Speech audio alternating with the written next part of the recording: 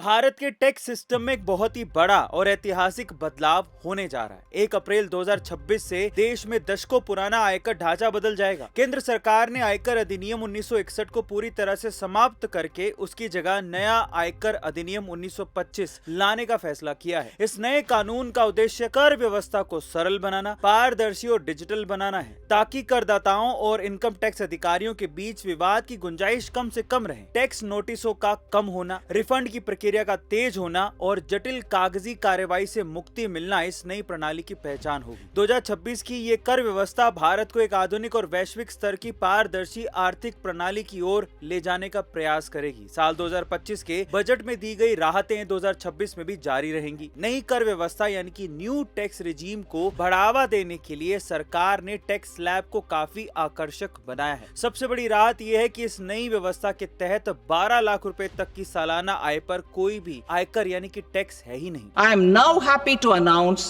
that there will be no income tax payable up to income of 12 lakh rupees.